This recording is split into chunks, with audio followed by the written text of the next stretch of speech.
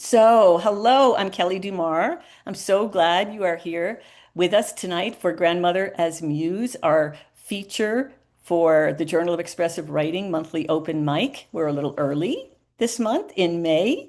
We just met last week, and we have one more Journal of Expressive Writing event that will happen in June before we take a break for the summer.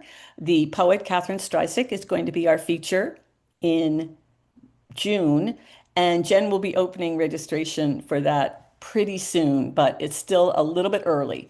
So I'm so glad everybody is here and that you're saying hello to each other, welcome each other in the chat room.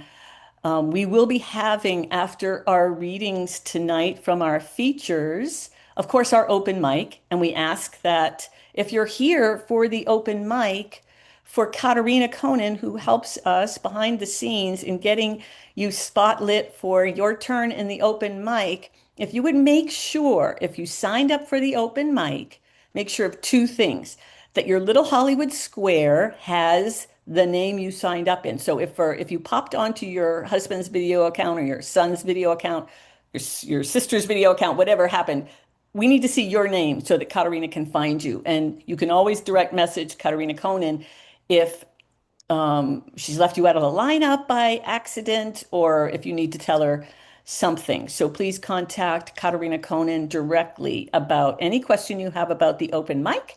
We have a big one tonight, I think, and we also have a wait list. So we always sign up advance for the open mic. It almost always fills right up. So always try to remember to follow Jen's directions and sign up early. We don't sign up for the open mic on the night of. It's all in advance. Katerina will also be posting in the chat room. Keep your eye on the chat room. When it gets close to time to close out our feature and move into the open mic, Katerina will list all the names in the order that you're going to be invited to read in the open mic. So that you'll find in the chat room if you're new to our open mic event. And of course, Jen generously will be posting all kinds of messages during our evening tonight about the readers. And you're also welcome to comment. Please say anything that you appreciate about someone's writing. We keep the chat room open the whole time. If you're moved by something someone says, please go ahead and give that message in the chat room. We're always glad to hear that. And that's true for the open mic as well. If you have a question for the Q&A portion after the feature, I want you to please feel free to put that question in the chat room, and I will do my best to locate it and see it and respond to it during the Q&A. Welcome, Alvina. I saw you just come through the door, so we're so glad that you are here. I'm just reminding everybody to keep muted and to keep your video off for this portion. What I want to do is I really want to be able to have the readers come on and be the only one on the screen after we see the picture of the grandmother. Now, I am going to give you one more piece of to do. It would be lovely if each of you would put the name of one grandmother in the chat room. Just let's bring some of these ancestors into the room with us. You don't have to know anything about her. You do not have to ever have met this grandmother. Just what if you may know her name, and you may not know much else. Maybe you only know her first name, but some grandmother whose spirit seems to be calling to you tonight. It could be from very far back in your family history. It doesn't have to be your most recent or your most beloved grandmother. Just whatever your impulse is. Please welcome a grandmother by name in the chat room if you would like to participate in that. We would love it because we're really focusing on the grandmother as muse, the grandmother writing project tonight. I'm so grateful to you, Jen, for creating the Journal of Expressive Writing, founding it and editing it. And I just want to give you a chance to unmute if you want. And you can certainly turn your video on momentarily if you want to. But is there anything you want to say tonight to welcome everybody, Jen? I just want to, just take this opportunity just to say how delighted I am for this, especially with Mother's Day coming up. This is, I don't even want to take up too much time. I just want to express my gratitude for everyone here tonight. It just feels really joyous And I just feel super grateful to be here and getting to celebrate all the grandmothers um, in the world. Ah, Thank you, Kelly. absolutely. Thank you. Thanks for making this possible, Jen, with all your hard work and all your phenomenal organization and your beautiful graphics and keeping track of our event bright. Fabulous. And Katarina, do you have anything you need or want to say to our open mic gang? No, you've covered it quite wonderfully, Kelly. Thank you. Okay, well, thanks again for all that you do behind the scenes, Katarina. We appreciate that. And all right, so invite those grandmothers in. I'm going to give a little bit of an intro to what we're going to see, and then we're going to get right into the feature. And one of the things I want you to understand about this these webinars that I teach on grandmother as muse and grandmother writing is that many of us come to the workshop with a longing to connect with grandmothers, but so much mystery. And I think what you'll see tonight that these writers came with those longings and maybe with information, but also maybe with no information and some mystery. And I just really believe we can write ourselves into relationship with our grandmother ancestors. And that's why I'm passionate about leading these groups. So I want to say that every one of us has grandmothers. We all know that grandmother is a universal role. We're all here as a result of grandmothers. We couldn't be here without grandmothers. It's a very rich territory for creative writing, and many of you feel a longing to connect with your grandmothers. Maybe they've been lost to history, but the participants in the workshop.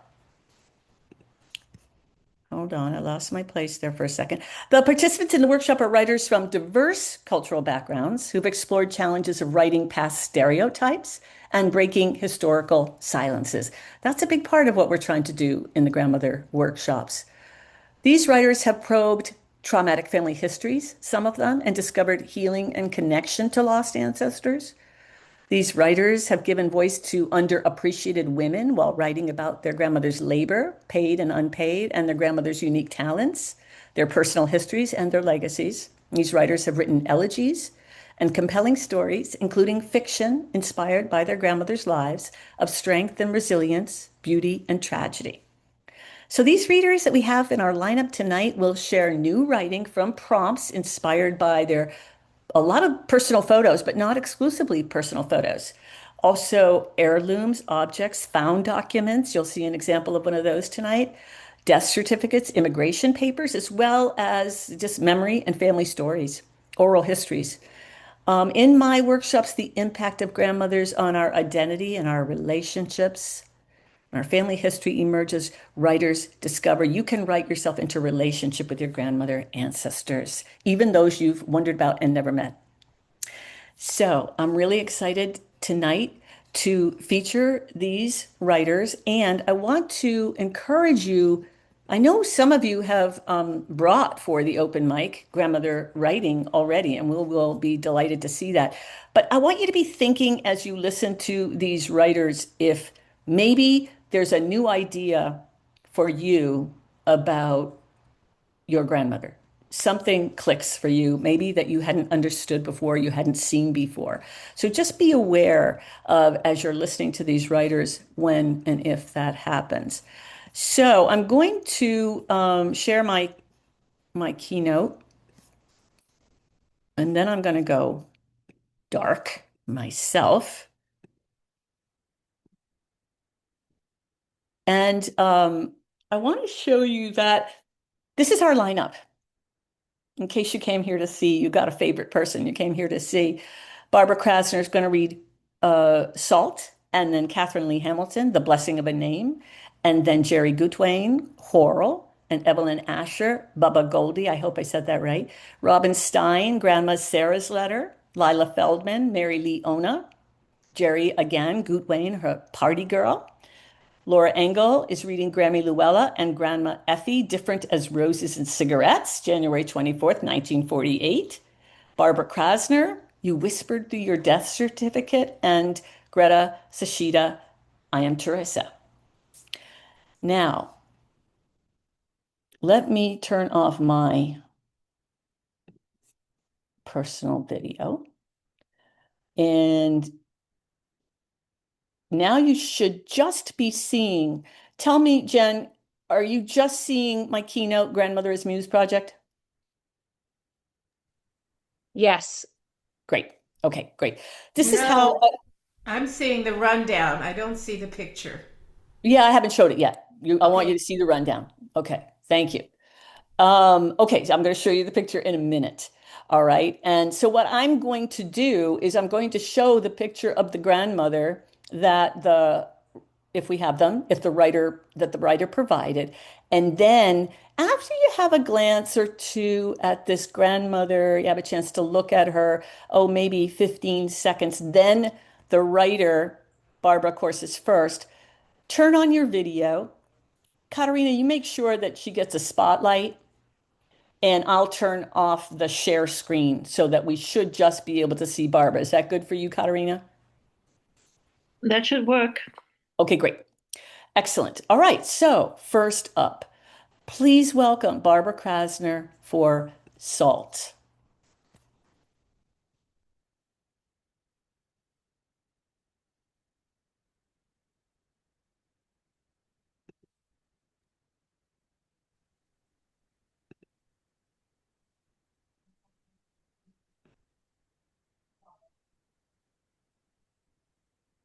Whenever you, Hi, everyone. Salt. A flick from the wall salt box, a reflection of koshering and her salty tongue, great-grandmother Bryna's no-nonsense approach to life. With the salt, she also adds flavor, the sharp seasoning from a seasoned matriarch, full of old-world attitudes and values, but also the preservative of her family, tying together the shores of her children and grandchildren, her siblings and their children. She adds the salt from her tears, burying three daughters in their early mothering years, the salt of her tradition, the salt of her wisdom, onto their graves, the salt of the earth. thank you, Barbara. If you would turn off your video again, Barbara, that would be wonderful.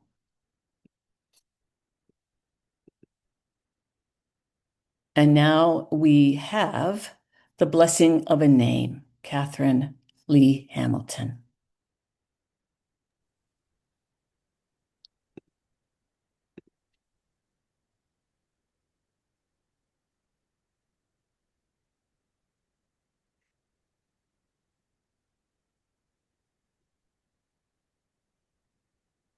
Hi there.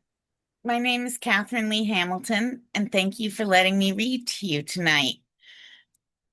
My name is Frances Hagee, and naming my granddaughter Katie, Catherine, legally and in the church, was the only kind thing my daughter Virginia did for me that has ever been completely selfless. I still don't understand why she did it. You see, my husband and I decided on our match mainly for our mutual desire for children, and we had them. I raised five, but I birthed six. The first child, my daughter Catherine, died in the hospital due to heart complications. Her heart was not formed correctly. She didn't live a week. That was not only my husband Frank's and my first daughter, but our first child. And we were so excited for the baby to come home. Again, the whole reason we were married was to have a family. And well, you know how you feel about your first child when you are expecting them. It broke our hearts to see her, not hold her, and to hear when she had passed, to come home from the hospital with a burial shroud and not a child. It was devastating. Catherine wasn't born dark red and squalling like Katie, or 10 pounds, 10 ounces. She was barely 5 pounds. It's hard to remember, let alone talk about. It hurts so much. Catherine was sickly looking baby, but her face was beautiful, like an angel, a little angel. I knew something was wrong immediately. After the birth, she wouldn't cry. Only sick babies don't cry, and no one would give her to me to hold. Why I had wanted to name my first daughter Catherine is a mystery that I took deep with me to my grave. Perhaps she was my favorite saint. I think I probably spelled it Katherine, but I may have even used a C. When we came home from the hospital, it was the first time my husband and I would confront tragedy together, though not the last.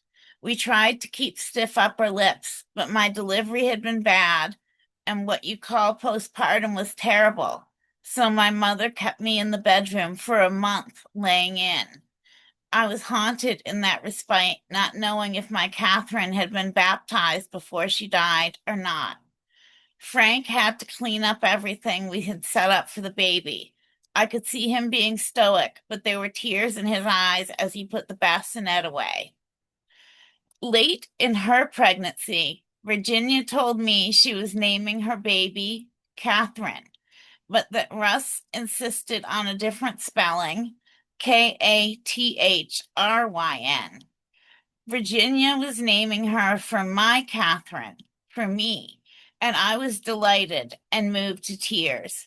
I hugged my daughter and cried, and I can't remember doing that before. And it would prove to be a kind of fate and a prophecy as well, because there would be many nights I would hold and comfort Katie after she had been hurt by her mother. My daughter, except for what a bleak place in my life would be without Katie, should not have had children. She had no mother stuff in her. So I would whisper to Katie never to tell, but that she was my favorite grandchild, that it was our secret, but I wished she was my daughter instead of Virginia's. But the truth is, by the time Katie was 2, she felt like my daughter, more like my daughter than any of my children had. She felt like a part of me. Our connection was so deep, and Virginia had gone to crazy after the birth. Honestly, I didn't want to tell Russ, her husband, but I took care of the baby during the day and stayed up some nights too. Since Katie's care fell to me until Russ came home from work at 7:30 or 8 p.m., and he was able to give me a break on the weekend, I got to care for Katie a lot, and I loved her. Our bond grew every day, every minute, every second, like the trees taking root in the woods behind our house my daughter and son had purchased for all of us in Reading, Mass. I felt Katie growing in me, in my heart, in my brain, in those tingly arm and leg flashes you normally get only when you are falling in love. I did. I fell head over heels in love with Katie. We had a connection.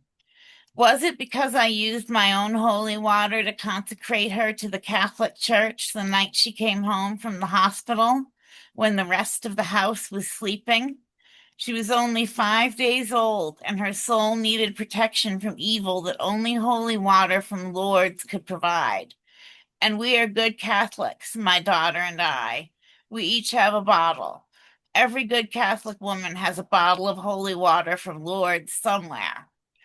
I remember baptizing Katie that mid-October night in her lace pink pajamas, her little body wriggling on my lap as I poured the cool holy water into her thick, newborn black hair, still supporting her neck. I looked at her face, her beautiful face, and it was so like my own Catherine's, features similar to uncanny. Reverently, I said the words of Christ, consecrating my granddaughter to him, to the Catholic Church, calling down their powerful protection against supernatural forces of evil in the world. The baptism was complete. We were also bonded forever in the name of Jesus and Holy Mother Mary. A hole in my heart that Catherine's death had left, a hole I didn't even know I carried inside me all these years, filled itself with the new, beautiful shape of this child as I baptized her, my Catherine. I had never known if she lived to be baptized. I felt a sense of peace about it for the first time. Maybe a baptism is as much about love, and I had loved her. When she passed, my love was there to protect her, even if she was not baptized. For the first time in decades, I had a thought about Catherine that comforted me. Katie cooed as the water ran through her hair and then settled, looking like a baby angel on my knees. I smiled, cooing back at her, and patted her head dry with a cloth, trusting that the water had done its consecrating work and she was safe from all spiritual threats and evil. Since that night, Katie has been like the daughter I didn't birth, the daughter I wished I had. I have 11 grandchildren, and Katie favors me most and is my favorite. She was and is full of blessings for me. Katie was the gift I didn't even know I wanted most in the whole world until I had her in my life. Every day she blesses me. Her writing, for me, has been a blessing. Thank you, Catherine Lee Hamilton.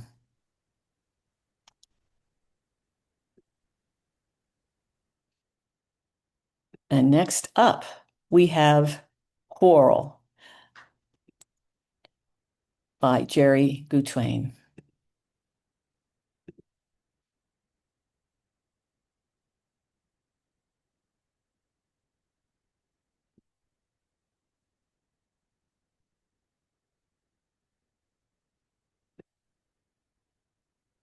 Welcome, Jerry. Hello, everyone. Worrell. From my mother's dark, warm vessel, we dreamed each other into being. I danced when she danced, cried when she cried, laughed when she laughed. Then emergence, when we grasped and gripped fingers, learned to know each other's light, just as she and her sisters did when they shared their lives in dresses handed down, slipped arms through sleeves, measured sisterhood in length and width of fabric worn thin. Shared family stories at kitchen tables about great grandma Julie, the midwife who delivered babies all along Goose Creek, or how she made a living baking bread. I listened, observed, in an ever spiraling helix of being. When my mother was dying, her sisters sat with her, veiled in cool fluorescent light. They held her hands, massaged her legs, rubbed her feet, whispered admiration for the steadfast way she walked through life. In pulsing silence, her sisters held me when it was my mother's time to exist in shadowy memory, protected me, wrapped themselves shawl-like around me, helped carry grief, showed me how to slow walk with absence. Thank you.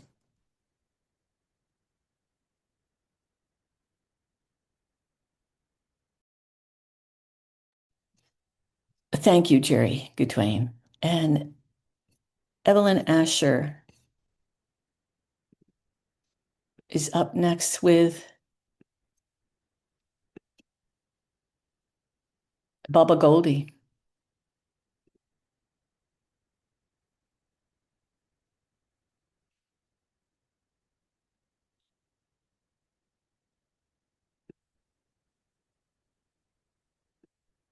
You're muted, Evelyn.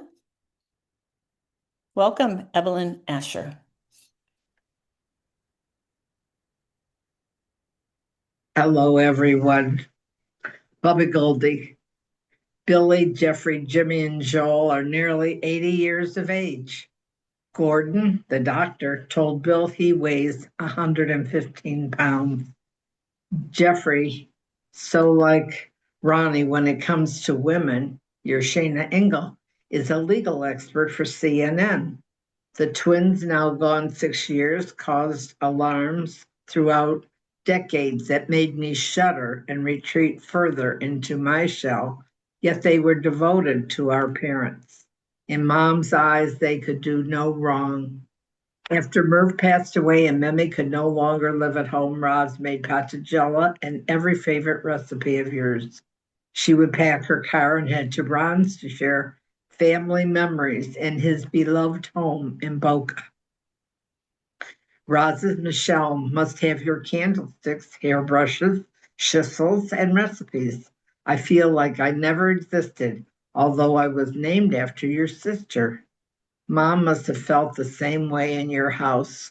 No one could compare with Gert, who drove you to the fish market, to the Sheka, and to Uncle Charlie's market, Swartz and Schwartz. To the hairdresser, like your daughters in law, a luxury. When Jeffrey posted Happy Passover to family and friends, that reminded me of Passovers at 361 Irving Street in Toledo, with Zadie scooping matzo balls, onions, and carrots from his bowl with a king-size spoon. The long tables adorned with Romanian lace tablecloths barely held platters because they were in constant motion. Pass the chopped liver, bilkies, brisket, kishka, potatoes. Oh, your double thick apple pies baked in cast iron pans. They develop a close but never duplicated deep caramel flavor when baked over a rich mixture of brown sugar and melted butter at the bottom of the pan. Always two of them waiting to satisfy cravings. Add vanilla ice cream. You and Zeta spoke your own language, nonverbal, in our presence. I never heard Zadie, patriarch of our family, speak at the dinner table. Patriarch? What? I'm 10, with lazy eyes, the least favored, one of three girl grandchildren, stepstairs, expected to clear the tables and be ladylike. Our mothers, a contrast like their mothers, showing up for Shabbat to keep peace with their hard-working husbands so they could live a life of leisure. I don't know who in the family sent me an image of you and Zadie in your dry goods store. With technology, I learned the photo was taken between 1910 and 1920. My father was born in 1912. Who watched him and the other children? Your cousin that you brought over from Romania who lived upstairs in your cottage? Who was your landlord? How long did you keep the property? What did Zeta do next? Because the children were so young, he couldn't work for them. I love the story of Zadie hauling celery from the farm to the city and the celery shifting, which made the rickety carrier topple over. What did Zadie's father and perhaps he do for a living in the old country, Romania? The twins were born in 1936. My father opened his pharmacy in the year of my birth, 1939. He told me I was his good luck charm. Yesterday, through Ancestry, I learned your name was Mimi Golda Freshman. My younger ears chasing Gordon heard freshman. Thank you. Evelyn Asher, thank you. And next up is Robin Stein reading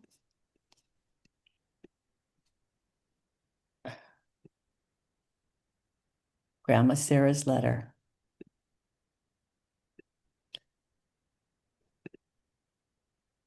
Grandma Sarah's letter, yes. Grandma Sarah's letter.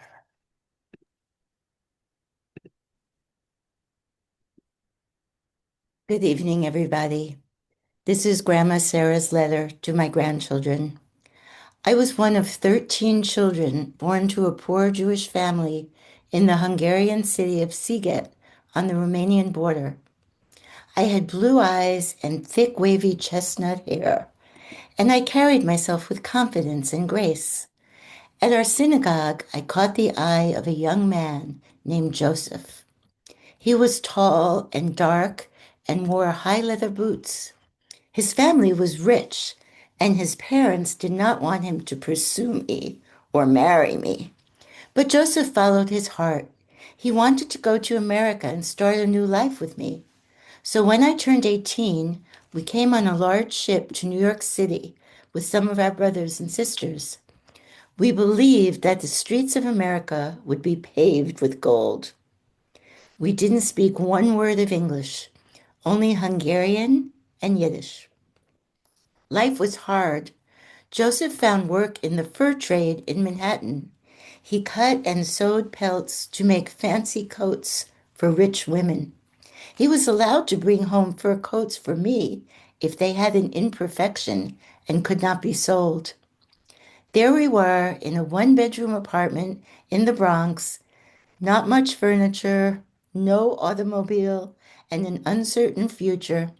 But we were in love, and we had a closet full of fur coats. Years went by.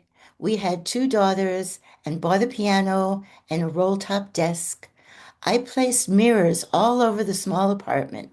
They gave the illusion of more space and a larger life. When I told Joseph that I wanted a formal family photo, he said, "Why should we spend money on that?" But he worked so hard for us. I wanted to give him this day of dignity and nobility, all of us in our special occasion clothes.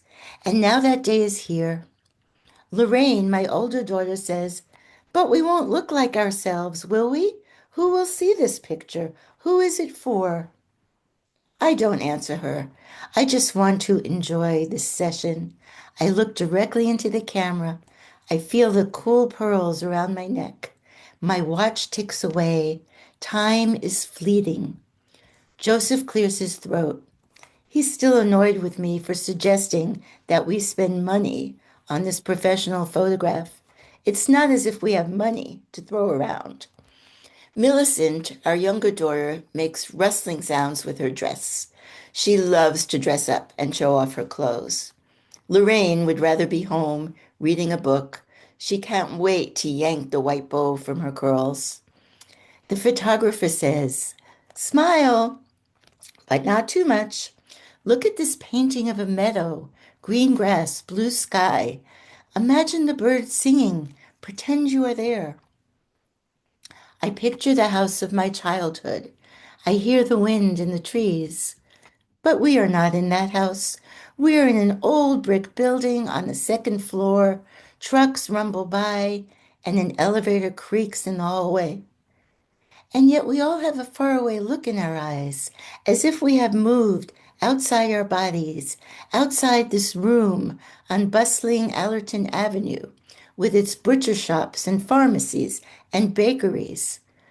For a few minutes, I do not hear my daughters bickering. I do not hear Joseph going through the bills to be paid. I do not hear the clamor of pots and spoons in my kitchen. "Hold still," says the photographer, Morty, my sister's friend. "Stay still. Do not move." We all hold our breath, afraid to move, afraid to ruin this picture of our family. I hear only calm and peace. Thank you. Thank you so much, Robin Stein. And next up is Lila Feldman, who will be reading Mary Lee Ona.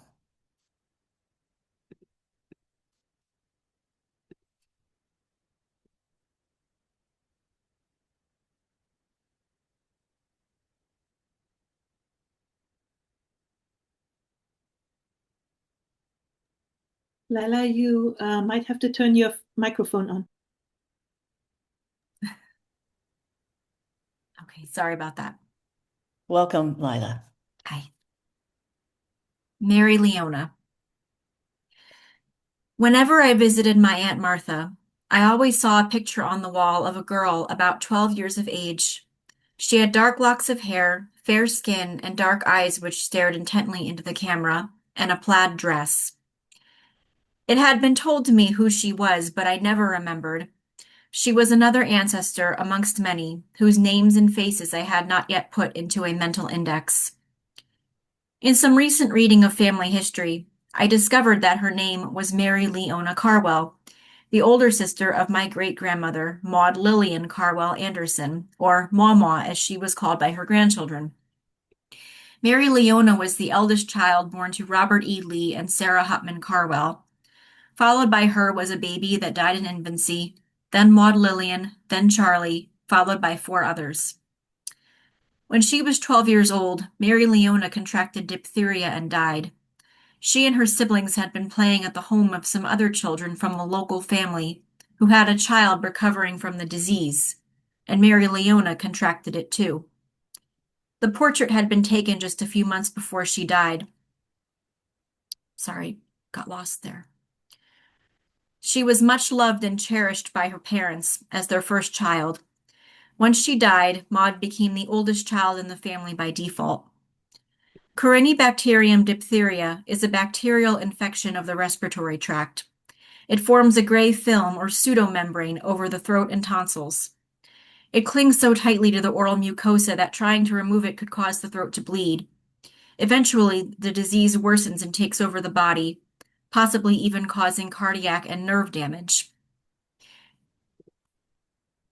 Sorry, I keep losing my page here. Okay. Today, diphtheria is almost unheard of thanks to the DTaP vaccine. DTaP stands for diphtheria, tetanus, and pertussis, 3 diseases that used to claim the lives of many children. Children today get a series of 5 DTaP vaccines before kindergarten, as well as a booster at age 12, the same time that Mary Leona succumbed to the disease. How do we manage when someone dies before their time? We live with the what if of who they would have been had they survived, but they are stuck or frozen in time at the age that they had passed. We hold them in our hearts and take them with us as we move forward in time. Maud kept a picture of her sister on the wall of her home wherever she lived for years to come. When she died in 1893 at the age of 94, her grandchildren found the plaid dress tucked away in her trunk. Thank you so much, Lila Feldman. Next up, Jerry Gutwain is going to read Party Girl.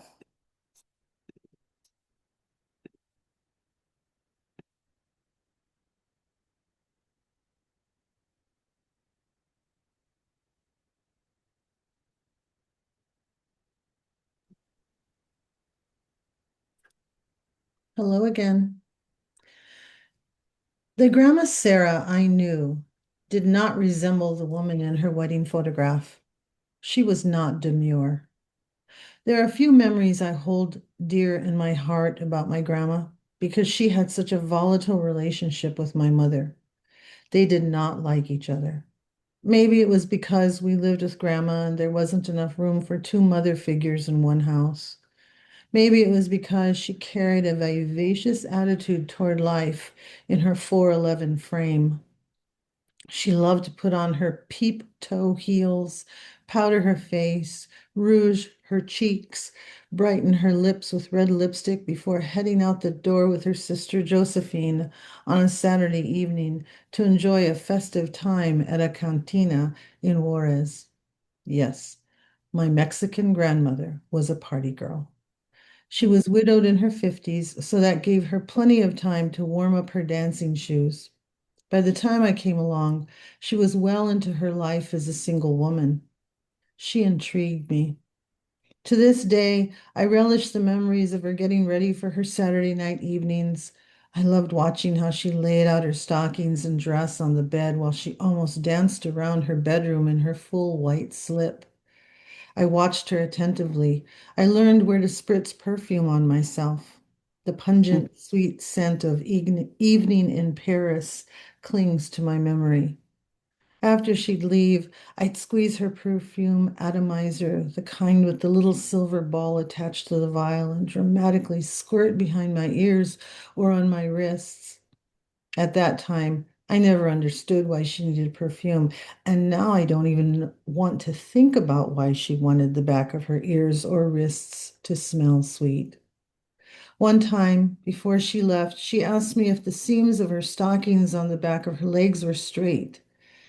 I knelt on the floor, examined the seam that led straight up her legs to disappear under her dress.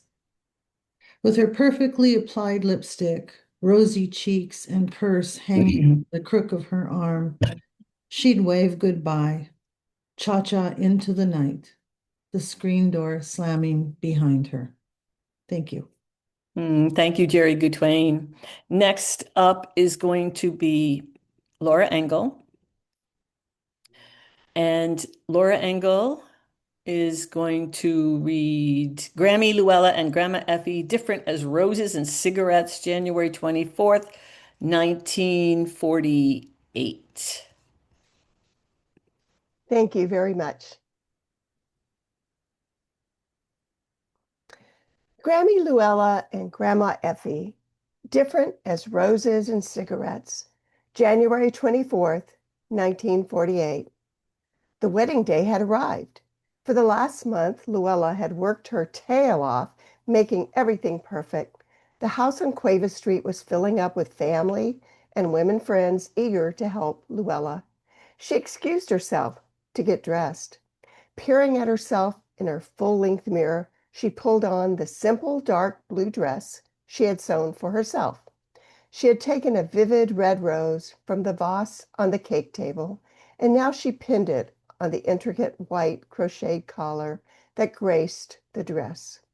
She brushed her light brown hair, patted it into place with a comb that she had dipped in sugar water. Next, she lightly powdered her nose. She didn't believe in face paint, but she reached into a jar of Vaseline she kept on the dresser and dotted it on her lips.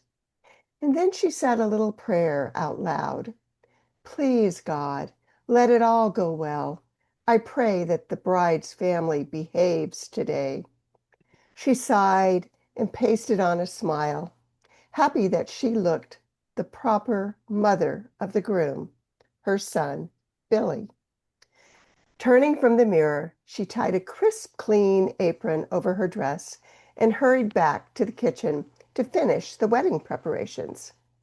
Meanwhile, across town, the mother of the bride, Effie, was stewing after a conversation with her daughter, Anne. Anne had insisted that Effie wear her most respectable gray suit for the wedding. She said she didn't want her mama to come across cheap or embarrassing. Anne's apparent disrespect for her taste threw Effie's mind into overdrive. She smashed her cigarette in a saucer and decided, hell with it. She was going to wear something she felt good in. Grinning at herself in the big tarnished mirror, she undressed, throwing the drab suit in a heap on the floor. Admiring her figure in the mirror, she lifted her small breast up higher in her pale pink brassiere and turned around to admire her black silk step-ins. A black garter belt sat snug across her tight rear end. She checked out her legs in the new nylons she had purchased. Satisfied the black seams were straight, she had to admit she had some gorgeous gams. Plundering through her chiffon, she pulled out a slinky red crepe dress that showed off her figure and wiggled into it. She pulled and pushed it over her body and smoothed the skirt. To hell with Anne and her soon-to-be mother-in-law, that prude Luella. They thought they could tell everyone what to do and what to wear to the wedding. Sitting at her cluttered dresser, she grabbed a container of Max Factor pancake makeup and smoothed it all over her face with a damp sponge, and then she rubbed some peach-colored rouge onto each cheek. She stood back, peered at herself, and dabbed on a little more color. And next, she patted a powder puff across her entire face. She beamed at her reflection. The shade, peach, translucent, was perfect for her. Effie took a long drag on her cigarette and carefully lined her pale brows with an eyebrow pencil. She studied her face to make sure she had covered the scattering of freckles across her nose and that the drawn-on eyebrows matched. Lastly, she smeared her lips with cherry red lipstick. She giggled and posed like a movie star in front of the spotted mirror before blotting those bright lips with a paper envelope from the electric company, stamped overdue. She gathered her fine ginger hair in a tiny bun. She decided a black curved hat with a small veil would look great on her. And lastly, as an afterthought, she sat on the bed and applied a fresh coat of scarlet polish on her bitten nails. She just knew she'd be a hit at the wedding. Thank you. Thank you, Laura Engel. I'm going to invite Barbara Krasner back now for your death certificate whispered. Let me make sure, get that right. You whispered through your death certificate. Sorry about that, Barbara. Okay. Picture of the death certificate. Try again. You whispered through your death certificate. You might have been coughing up a storm from your pneumonia. Nobody knew you were 97. You'd been lying about your age for years. Why should the census enumerators know the truth? Was it their business? No. This doctor attended you for more than a week. His office was at 200 Fairmount, and you were living with Bessie and her Adele at 240 Fairmount along South Orange Ave. He was not a Jewish doctor, but he was convenient, and maybe all the neighborhood went to him. It's likely Meyer came from the Oranges, and Max, your Mendel, came from across the river to see you. They probably visited every day. How did you get to live so long, more than 20 years beyond Muttle? You might have been in bed immobile for quite some time, because my research says your hypostatic pneumonia afflicts those who are elderly and bedridden. You must have known your end was coming. Your death certificate says a contributing factor was senility. You'd earned your right to that after emigrating at 60, 3 or 4 daughters predeceasing you, one other child you never talked about other than telling an enumerator you were the mother of 7, but we only knew about 6. Debba, Malka, Hillel Meyer, Chaika, Mendel, and Heshe. What secrets, I wonder, were caught up in your phlegm? Did anyone notice Bessie was never pregnant and then one day shows up with a red-haired daughter? You loved that little girl as if she were gripped from the loins of your own daughter. Maybe because she was needed. Maybe because you all thought Bessie's marriage might improve with a baby. Paul wouldn't drink so much. I cannot imagine the other secrets, but there must have been plenty. Anyone who could keep the Scheitel tradition as long as you did is a good candidate for confidences and secret-keeping. I only wish your mother's maiden name was here. When Meyer served as informant, I'm sure he wasn't thinking about making the family history complete on this document. After all, he knew Michla. And did his grandmother's maiden name matter? Well, it does to me, because what Meyer took for granted no longer has documented proof. Thank you. Thank you, Barbara Krasner. And our final reader for the evening will be Greta Sacheda.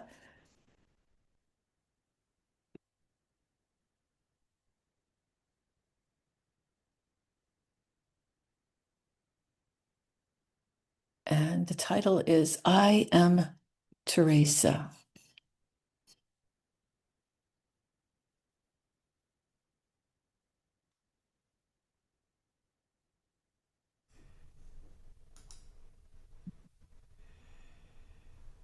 Welcome, Greta Sacheda. Thank you so much. This is about my mother's grandmother. It's called I Am Teresa. Teresa Cloud Moore. I know my place. I have many talents. I appreciate who I am. I'm pictured here in a dress I made. I had no pattern for it, no sewing machine. I had some navy blue fabric, and I made the dress to fit me perfectly. You see these long sleeves? I set these in, and I sewed the pretty buttons down the front. I made the frilly white collar separately and added it as an accessory to the high collar on the dress. You should know that I always keep my belongings neat and orderly. My spools of thread are in a small tin box with my pins and needles stuck in a soft red pin cushion. My mother always told me, a place for everything and everything in its place. In addition to sewing, I'm an excellent cook. I'm a mother and a dutiful daughter. I believe in prayer. I trust in God. I understand my place and I'm very satisfied to occupy it. I was born August the 15th, 1839 in Fayette, Texas. There was a big German immigrant population there at the time. My mother was a mulatto, half Cherokee to be exact. Being exact is very important because there's so much that can be so vague in life. My mother was wise, kind, and loving. She knew her place and how to keep it. I learned it from her. There was a man who took from my mother what wasn't his to take. A German slave owner. He thought of me as his inventory. He owned Mama. But in my heart, I knew no master. I'm intelligent enough to know that no man can own me. I own this truth and keep it for myself. Mama and I had a small room off the kitchen that was semi-detached from the big house by a covered walkway. This kept the odors of cooking and smoking and rendering fat down into lard at a distance from the German family's living spaces. I spent much of the day there with Mama, just the two of us, mostly undisturbed. My mother thought of the kitchen as her domain. She had authority there. We usually needed to be up before dawn to tend the fire, start and serve the breakfast. My mother had no written recipes, no clocks or timers. Mama could sense and feel when the biscuits were done. She prepared dishes that the German liked. He often wanted his homeland food. Sauerkraut and pickled vegetables, pork roast and smoked sausages, potato dumplings, rye bread, and plum pudding with imported cinnamon, nutmeg, and cloves. Mama touched, prepared, and served food that she was rarely permitted to taste, and never at the table. She cooked food for people who counted her as 3/5 of a human. The slaves who worked in the fields ate whole cakes from cornmeal, greens from the yard, chitlins, and other parts of the pig that nobody else wanted. Pig snouts, pigtails, pig feet, black-eyed peas and sweet potatoes, buttermilk. They hunted and trapped and ate possums, rabbits, and squirrels, not by choice. They transformed what was available into something desirable. They learned how to stretch almost nothing into something that they appreciated. Mama and I ate the leftovers from the German family's table back in the kitchen. We had the scraps and trimmings from preparing their food, the parts of meat that we removed before we cooked it, the outer leaves of vegetables, broken pieces of bread that we would never serve to the German. We ate whatever the family garden produced that was more than what the German family wanted. And none of this was guaranteed. It all depended on the mood of the German's wife, since she was over the kitchen. Mama taught me to be respectful, quiet, and as invisible as possible. We had the good manners and dignity of our station in life, what it required. The German's wife allowed us to eat reasonably well. Eating well was not freedom. It was a favor, and a favor could be withdrawn. Tasting the food was part of the work, making sure that it was delicious. We ate much better than the slaves who lived in the shacks and worked in the fields before sunup and until after sundown. They felt the separation between us. They had the least contact with the German family and the most with each other. Their skin was darker, their demeanor more tense, and their language was strange to me. Mama and I were different, and we all knew it. They thought we felt superior because our skin was lighter.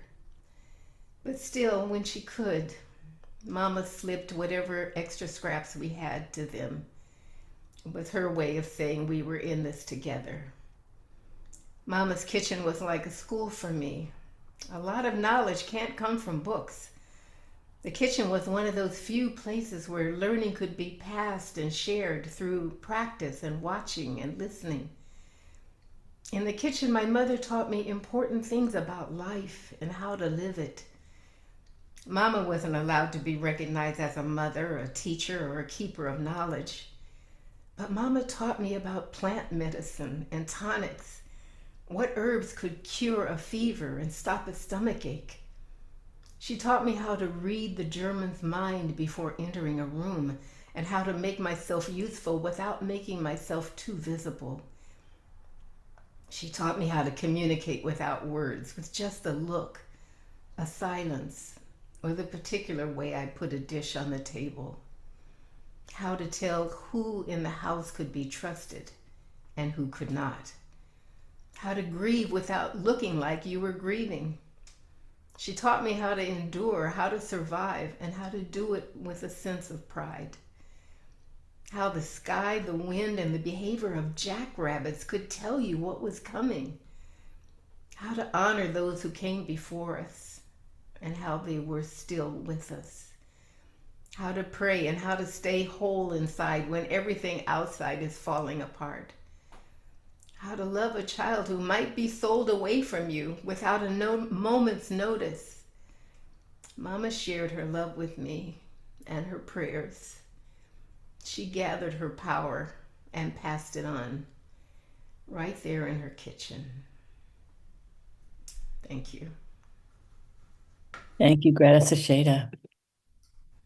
And now I want to thank all of the writers, ask them each to start their video. So, and in fact, yeah, just so for now, just the writers who read tonight, start your video. Does it, if you need help, unmute and tell me you need help to turn your video back on. But wow, let's just have some applause for these wonderful lineup of readers. I appreciate you so much, Catherine Lee, Evelyn Asher, Barbara Krasner, Robin Stein, Lila Feldman, Jerry Gutwain, Laura Engel, Greta Sacheda. Did I miss anybody? I hope not. I think I got everybody. Amazing. Amazing. Thank you. Thank you. I want to everybody go to the chat room, continue the conversation there. I'm going to move right into the open mic portion right now.